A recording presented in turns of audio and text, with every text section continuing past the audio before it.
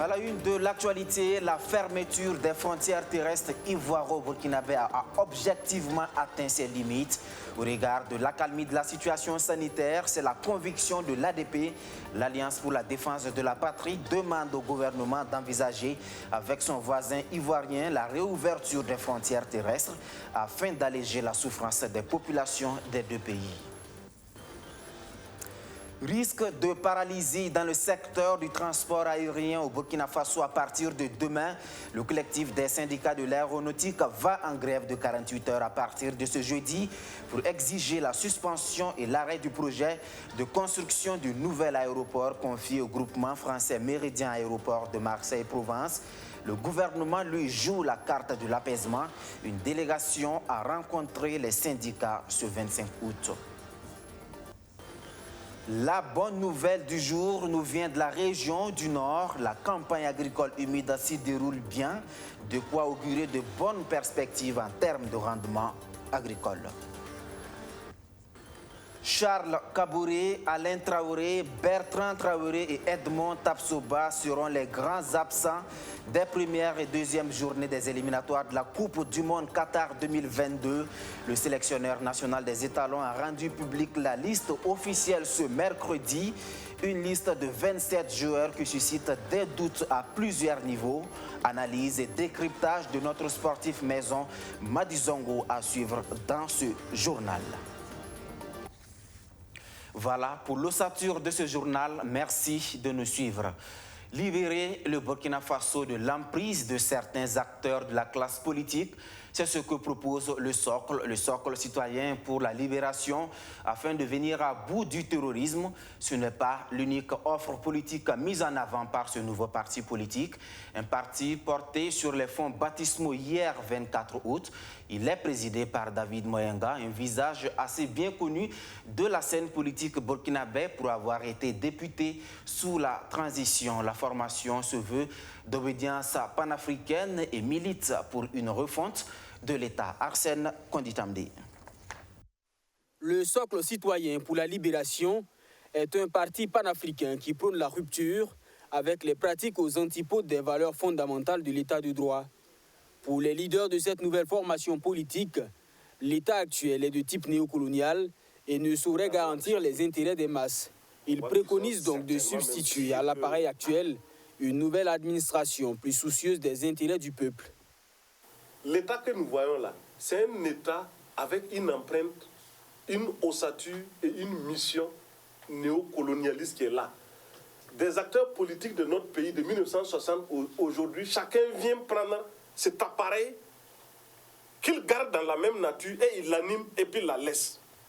Mais ça reste l'appareil néocolonial.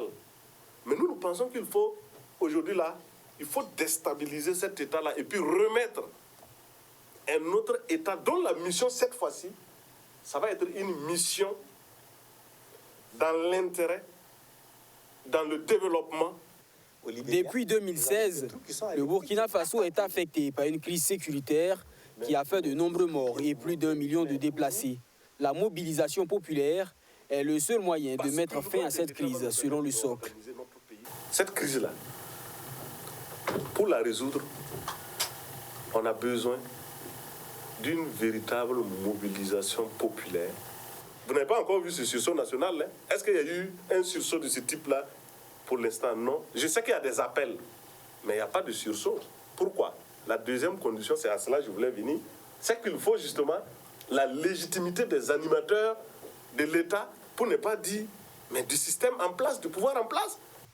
Le Burkina Faso fait face à de nombreux autres défis et les hommes qui le dirigent ne semblent pas à la hauteur des enjeux du moment selon le socle. Le parti préconise l'émergence d'une nouvelle classe politique. Primo, une libération politique qui consiste tout simplement à substituer tous les anciens acteurs politiques quarantenaires qui monopolisent les institutions et l'État.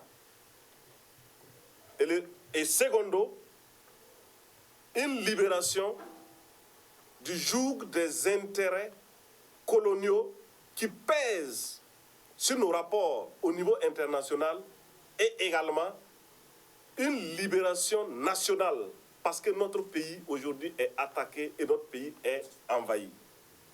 Les responsables du socle appellent tous les partis, mouvements, associations et autres organismes éprouvant le besoin de rupture de se joindre à eux. Ils espèrent faire tache d'huile avec ce nouveau parti afin d'être prêts pour les prochaines joutes politiques. Dans la même veine, lui aussi s'indigne de la situation actuelle du pays. Abraham Badolo, président de l'Alliance pour la défense de la patrie, insiste sur la nécessité que les Burkinabés s'unissent face au terrorisme. En plus de l'insécurité, il aborde également la question de la réouverture des frontières terrestres. Cela fait désormais plus de 18 mois que les frontières terrestres du pays sont fermées pour cause de Covid-19 pour l'ADP. Cette mesure restrictive n'a plus sa raison d'être au regard de l'évolution de la maladie dans notre pays et ses voisins. L'organisation appelle donc le chef de l'État à revoir sa copie. Raoul Nassa, Benjamin Kwame. Cela fait 16 mois que la frontière terrestre entre les pays voisins et le Burkina Faso est officiellement fermée pour limiter la propagation de la Covid-19. La clandestinité est devenue depuis lors le maître mot des populations, surtout à la frontière ivoirienne, avec la corruption et tous les dangers liés à la traversée. Des populations qui continuent de faire des allers-retours au péril de leur vie.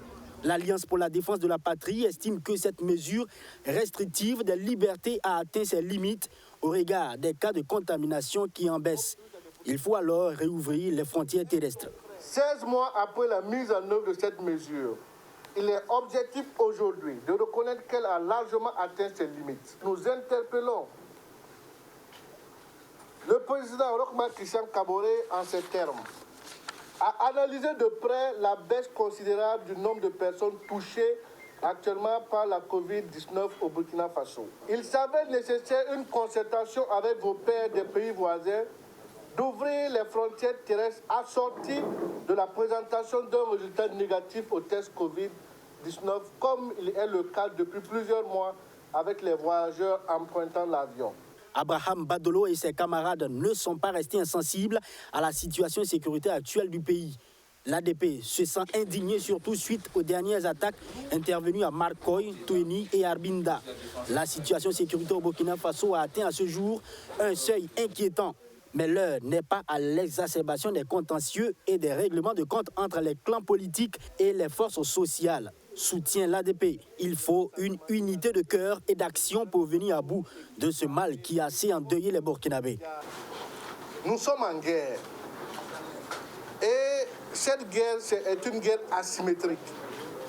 Ce qui implique même la complicité de certains Burkinabés. Donc, ce qu'il faut aujourd'hui, c'est d'abord que les Burkinabés coopèrent avec les services de renseignement pour qu'on puisse quand même parer à toute éventualité. Si aujourd'hui vous apercevez des djihadistes en train de circuler et que vous n'êtes pas en mesure d'alerter les FDS, il y a problème. Il faut d'abord que nous-mêmes, nous sensibilisons d'abord. Également, il faut que nous encourageons nos FDS. La situation est certes difficile, mais il sied pour le Burkina Faso de compter sur ses propres forces, car les pays voisins, sur qui souvent les regards sont jetés, se soucient eux aussi du bien-être de leur population, indique l'Alliance. Dans la zone frontière du Burkina Faso, du Mali et du Niger, 600 soldats tchadiens ont marqué leur retrait. Alors que le danger est encore permanent dans cette zone, la vigilance doit rester de mise du côté des FDS burkinabés, lance Abraham Badolo. Il demande par ailleurs plus de solidarité entre les chefs d'État du G5 Sahel, en particulier les 3 pays cités, pour plus de résultats tangibles, perceptibles dans la lutte contre le terrorisme. Si les frontières terrestres restent fermées, celles aériennes par contre demeurent ouvertes. Mais à partir de demain, le secteur du transport aérien burkinabé risque de connaître des perturbations, voire une paralysie. C'est le collectif des syndicats de l'aéronautique civile qui entame une grève de 48 heures pour dénoncer le bradage du projet de construction de l'aéroport de Doncin. En face, le gouvernement tente de désamorcer la bombe. Ce matin, une délégation gouvernementale a rencontré les responsables du collectif. De quoi ont-ils parlé? La grève est-elle maintenue? Élément de réponse avec Archimède Boy.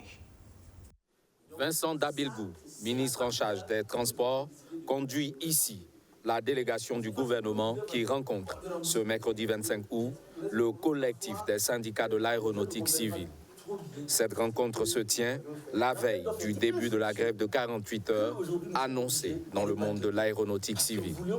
Les échanges portent sur la plateforme revendicative du collectif soumise au gouvernement. Il s'agit entre autres de la suspension et l'arrêt du projet de construction du nouvel aéroport de Doncin confié au groupement français Meridian Aéroport de Marseille-Provence.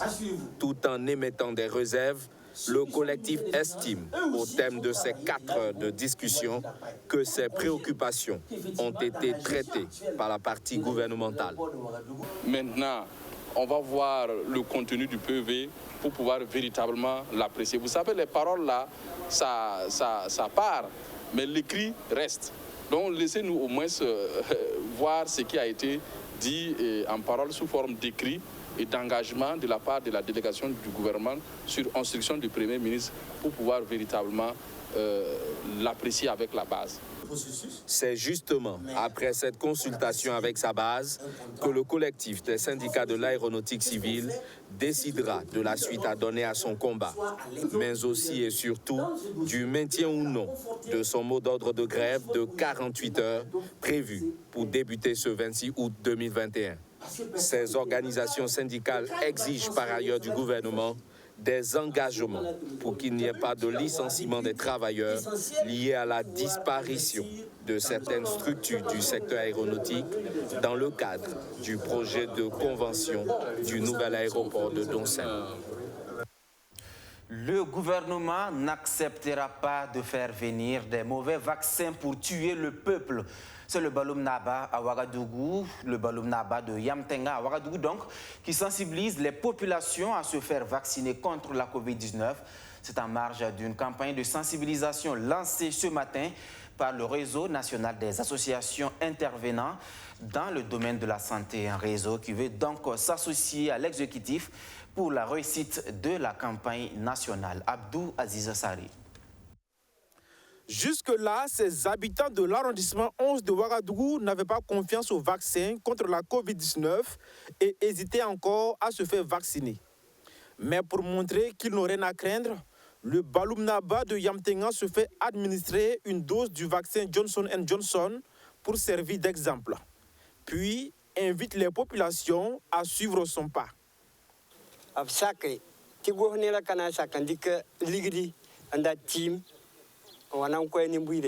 Nous voulons que les populations sachent que le gouvernement n'acceptera pas faire venir de mauvais vaccins pour tuer son peuple. Que ce soit AstraZeneca ou encore Johnson & Johnson, ces vaccins sont venus pour aider à lutter contre les formes graves de Covid-19. C'est pourquoi nous invitons ceux qui n'ont pas encore fait le pas à aller se faire vacciner. Cette journée de vaccination contre la Covid-19 est une initiative du réseau national des associations intervenant dans le domaine de la santé, RENED. L'ambition est de contribuer à l'atteinte de l'objectif du ministère de la Santé, qui est d'atteindre au moins 70% de la population protégée. Cette campagne, nous visons 200 personnes vaccinées. Vous savez que c'est un processus, il est un peu lent, parce que de l'accueil, de l'enregistrement jusqu'à la vaccination, c'est quand même un processus. Une seule personne peut taper au moins 10 à 15 minutes. Et donc vous voyez aussi, avec la pluie, la mobilisation aussi, les gens viennent au fur et à mesure. Donc pour nous, c'est d'atteindre vraiment d'ici 14 heures, d'atteindre les 200 personnes qui sont ciblées. Selon la Direction générale de la santé du centre, la plupart des personnes qui décèdent de la Covid-19 actuellement sont celles qui n'ont pas été vaccinées. Ce qui vient renforcer l'intérêt pour la vaccination qui permet de limiter les formes graves. Donc nous lançons le message avec l'ensemble des acteurs qui nous accompagnent. Nous avons la chance d'avoir les autorités coutumières, les autorités administratives qui nous accompagnent. C'est l'occasion vraiment de faire un plaidoyer pour que tous ceux qui sont vaccinés soient des acteurs pour convaincre encore les plus sceptiques. Et que d'ici un temps assez bref, nous puissions en tout cas atteindre le taux de 70% de couverture tel que le ministère de la Santé le souhaite. Des remises de vivres et de kits de lutte contre la Covid-19 aux leaders coutumiers et au gouvernorat du centre auront marqué également cette journée de vaccination qui se déroule en une journée. Dans la région du Nord, il y a de l'espoir pour le monde agricole. La campagne agricole humide s'y déroule à merveille. Si la tendance actuelle de la pluviométrie se maintient, les rendements seront à la hauteur des attentes. Dans les champs, pour constater l'évolution des cultures, le ministre de l'Agriculture, Salifou Ouedraogo, et ses collaborateurs pointent la visite avec Alexis Blemnava. Le bas-fond de Marbory, c'est un site d'exploitation de riz pluvial d'une superficie de 70 hectares. Nous sommes dans le Zondoma, région du Nord. 630 personnes y travaillent, dont 330 femmes. Parmi elles, des déplacés internes. Elles attendent pour cette saison humide une production de 280 tonnes de riz. Ici, le ministre en charge de l'agriculture effectue une visite. Donc c'est en 2012 que les agents de l'agriculture sont venus avec une variété qu'on appelle FKR 19 pour nous dire que essayer de semer ça là où le sorgho réussit, et cette variété aussi peut réussir dedans. Bon, pour le moment, on a des craintes, mais vu la levée du riz, en tout cas, on espère. On a de l'espoir. Si en tout cas il pleut, on a de l'espoir. Dans le calcul, nous on calcule en tout cas 1 hectare à 4 tonnes. Dans cette localité, les producteurs sont appuyés avec 50 tonnes d'engrais. L'objectif est de participer à l'atteinte de l'initiative présidentielle produire 1 million de tonnes de riz par an. Sur l'ensemble des 13 régions, cette société a fait un don de 300 tonnes de phosphate. Nous trouvons que c'est une initiative très noble et on ne pouvait pas rester en marge dans cette initiative-là. Pour nous, c'est donc de contribuer à cette initiative en apportant notre petite contribution pour que véritablement, ensemble, nous cheminons vers la sécurité alimentaire, parce que c'est une initiative louable, comme j'ai dit. En même temps, du point de vue donc sécurité alimentaire, c'est très important. Nous ne pouvons pas rester en marge. Il fallait quand même que nous fassions un petit geste au niveau donc, de la CPB pour soutenir cette initiative. 5 sites ont été visités. Pour cette campagne agricole dans la région du Nord, un objectif de 314 000 tonnes de céréales, dont 24 000 tonnes de riz est fixé. Le ministre en charge de l'agriculture fonde l'espoir qu'avec la maîtrise de la technologie et une bonne pluviométrie, cet objectif sera atteint. Dans cette région, comme vous le savez, les techniques et technologies sont très développées. Les gens maîtrisent ces techniques et technologies. Et la combinaison de ces techniques, notamment la gestion de la fertilité des sols, mais également la gestion localisée de l'eau, a permis quand même que les spéculations puissent profiter de l'eau et pouvoir bien se développer. Et de notre avis, si nous avons le rythme des pluies se maintienne, en tout cas, nous allons pouvoir avoir une bonne récolte au cours de cette campagne. L'entreprise de rétablissement et de gestion du couvert végétal de Burkina Faso a à cette occasion fait un don de 2 tonnes d'engrais bio au ministère en charge de l'agriculture. Un don qui vient à point nommé car il servira à accompagner les personnes déplacées. Certains déplacés internes dans cette région ont reçu de leurs hôtes de terres d'exploitation collective de 4 hectares. Des terres qui leur ont permis de mettre en place certaines spéculations comme les niébés. Ils espèrent couvrir leurs besoins de première nécessité, voire commercialiser. Cette question à présent, comment certains produits alimentaires importés de qualité douteuse arrivent-ils à franchir les frontières burkinabè? L'élève inspecteur des douanes Mohamed Congo en a fait son thème de mémoire. Il fait cas d'un manque de coordination entre les différentes structures de dédouanement. Sa soutenance publique marque ainsi la fin d'une formation à l'École nationale des douanes. Ce sont en tout 25 élèves qui achèvent ainsi leur formation dans cette école. Maxime Ilboudo, Benjamin Kwame. Le Burkina Faso est un pays sous forte dépendance d'importations alimentaires. Mais la qualité des produits importés laisse souvent à désirer. Des questions se posent donc. Que mangeons-nous et qu'avons-nous dans nos assiettes? La problématique préoccupe l'élève inspecteur des douanes Mohamadi Congo. Dans ses recherches de fin de cycle sur le contrôle de la qualité des produits alimentaires importés au Burkina Faso, l'impétrant note des insuffisances en termes de matériel et d'infrastructures de contrôle. Notamment la plateforme numérique Sylvie, qui est une plateforme de collecte de documents de pré-dédouanement. Il faut remarquer que les différentes structures ne sont pas en interfaçage avec la plateforme Sylvie. Par exemple, le laboratoire national de santé publique qui est en interfaçage, le laboratoire arrive à faire ce travail, mais au niveau de la douane, du moment que l'interfaçage n'est pas totalement à 100%, on n'arrive pas à se connecter. l'importateur va envoyer le document délivré. Nous, on prend le document physiquement, mais est-ce que le document il est authentique? Est-ce que réellement c'est un document qui existe? Si l'interfaçage était effectif au sein de cette plateforme, on n'a même pas besoin d'attendre même le document. Après plus de 2 heures d'horloge de présentation, le jury a félicité l'impétrant pour la qualité du contenu, tout en relevant quelques insuffisances, tant dans la forme que dans le fond du mémoire. L'élève inspecteur des douanes, Mohamadi Congo, obtient à l'issue des délibérations la note de 16,50 sur 20 avec la mention très bien. Pour les élèves inspecteurs des douanes, il peut être prétentieux de penser que le travail qui est présenté va tout de suite être immédiatement utilisable parce que ce n'est pas toujours des cadres expérimentés. Mais l'innocence de la réflexion ou la neutralité peut interpeller des décideurs plus aguerris et éventuellement ouvrir des pistes. Donc en général, les solutions qui sont recommandées sont examinées par l'administration des douanes et souvent je pense que des solutions adaptées peuvent aussi en sortir. Cette soutenance inaugurale marque ainsi la fin du cycle de formation pour 25 élèves inspecteurs, dont 10 au Burkina Faso, 8 en République démocratique du Congo, 5 en République centrafricaine et 2 du Tchad. L'École nationale des douanes forme 3 cycles. Ici, le cycle des inspecteurs, le cycle des contrôleurs, le cycle des assistants des douanes. Et celui des inspecteurs est sanctionné par une soutenance de mémoire à la fin des 2 années de formation.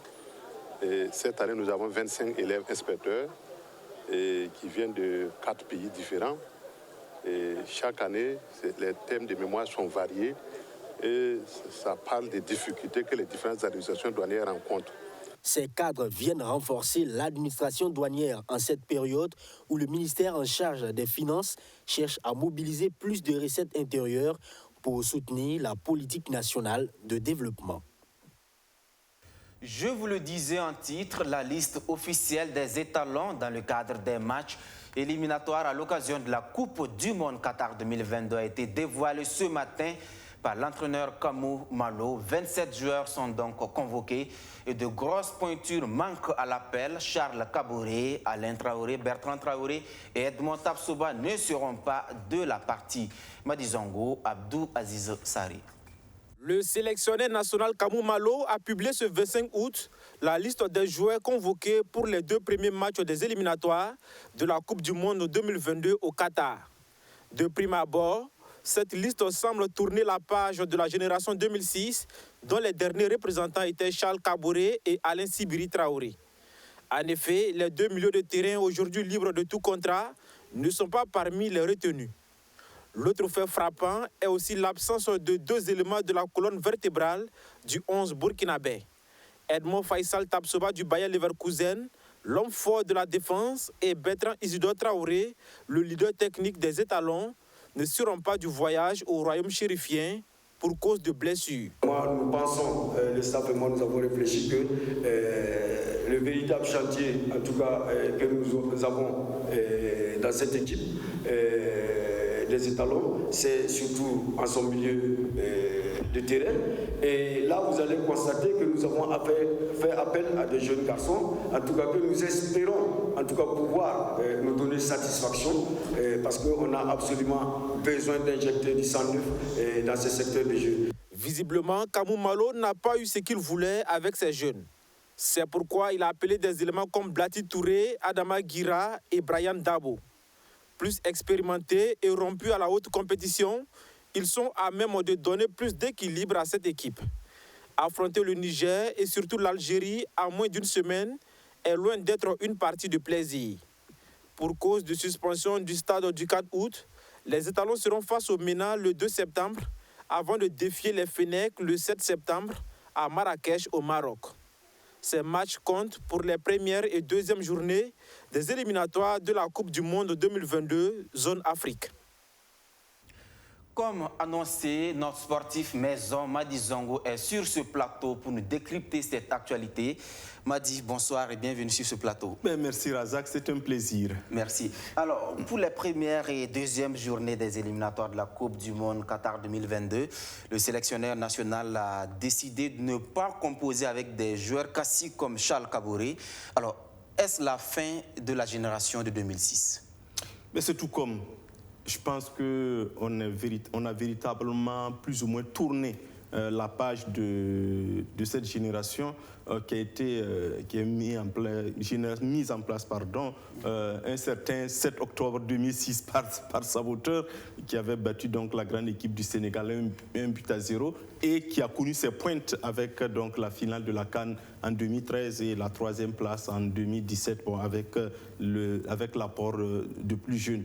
Aujourd'hui, les 2 derniers rescapés de cette génération, c'était Alain Traoré et Charles Kaboré, qui ne sont pas de la liste, tout simplement parce qu'ils n'ont pas de club. Bon, en termes techniques, on dit qu'ils sont libres de tout contrat, donc ils n'ont pas de club. Normalement, une sélection qui se respecte ne peut pas appeler un joueur qui n'a pas de club, donc qui n'a pas de compétition.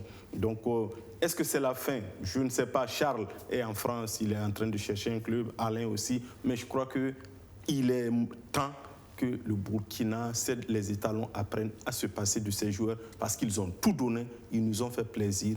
Il est temps que d'autres prennent le relais, à mon avis. Madi, mais est-ce qu'on est suffisamment prêt pour se passer de leur absence? Est-ce que leur absence ne va pas jouer un peu sur l'ossature même de l'équipe? Mais moi, je te renvoie en 2006, le 7 octobre 2006, contre le Sénégal, quand on a fait publier, quand Saboteur a sorti cette liste avec 5 nouveaux qui étaient Charles Kaboré, Charles Kaboré, les frères Koulibaly, Pierre et Paul, comment il s'appelle, Jonathan Pitropa, que les Burkinabés n'entendaient que de nom parce qu'il était à Fribourg, et les plus jeunes qui étaient là, les gens disaient, mais attends, qu'est-ce qu'on veut nous fabriquer? Mais c'était le début de quelque chose, donc le début d'une équipe. Et je pense qu'aujourd'hui, depuis pratiquement la fin de la CAN 2017, le Burkina a amorcé ce tournant avec donc la nouvelle génération qui arrive.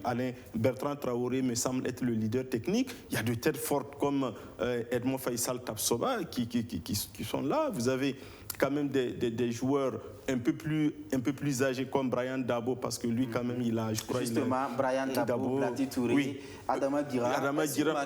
Disons que Adama Guira, lui, il est plutôt de la génération des Charles Kaboré, hein, puisqu'ils ont joué la CAN 2007 ensemble au Congo. Mais il était absent entre-temps. Voilà, il était absent entre-temps. Il est dans un club plus ou moins, je crois, en 3e division espagnole. Je crois que lui, sa convocation est beaucoup plus due à l'expérience, parce que on se trouve dans un secteur de jeu où aujourd'hui, si vous avez des équipes comme l'Algérie, ce n'est pas au milieu du terrain que vous devez vous laisser manger au risque de prendre l'eau. Donc peut-être l'entraîneur peut penser que Guira peut faire l'affaire. Mais enfin, moi je pense qu'il faut actuellement accepter de faire la rupture et de construire. Une équipe nationale, ça se construit. La génération de 2006, on a mis plus de 10 ans pour avoir satisfaction. À mon avis, avec les joueurs qu'on a aujourd'hui et qui jouent dans quand même des championnats assez relevés comme la Première Ligue ou la Bundesliga avec Edmond Tapsoba, vous avez aujourd'hui Franck Lassina Traoré qui, à mon avis, est quand même un très grand buteur en devenir. Donc je crois qu'on a le potentiel pour construire une grande équipe dans les 5-6 ans à venir, pour peu qu'on accepte de laisser aussi ces joueurs, entre griffes, excusez du mot que je vais dire, faire leurs bêtises comme n'importe quel apprenant. Parce que si vous voulez qu'ils soient tout de suite bons, vous ne les aurez jamais. Acceptez qu'ils aient des échecs comme les autres l'ont eu avant de nous avoir du succès. Mais je suis convaincu que cette génération peut nous donner du succès beaucoup plus rapidement. C'est donc une génération qui a la chance, selon vous? Non, mais c'est une génération qui a du talent. Je crois que nous, parfois, à mon avis, on se sous-estime parfois au Burkina. On pense que oui, il faut avoir des joueurs partout, des Messi ou des Ronaldo. Non, une équipe de football, c'est un équilibre. Si vous avez une équipe équilibrée qui arrive à alimenter tous les compartiments, qui arrive à surtout contenir l'adversaire et à se projeter pour aller vers les buts, forcément vous gagnez. Prenez des équipes comme le Portugal. Quand ils prenaient l'Euro en France, il y avait peut-être le grand joueur le plus connu, c'est qui? C'était Cristiano Ronaldo. Prenez la Grèce en 2004, personne ne le pensait. Le Danemark en 92. Donc, acceptons ici au Burkina que nous devons aller aussi oser. Parfois, je crois que c'était un des slogans à un moment de la vie politique de ce pays. Oser lutter. Il faut oser le changement, oser la rupture et je suis convaincu que nous pouvons gagner plus que de rester dans des situations assez sclérosées où on dit sans lui là on ne peut pas, non. Les indispensables, excuse, De Gaulle l'a dit, ils sont tous au cimetière. D'accord.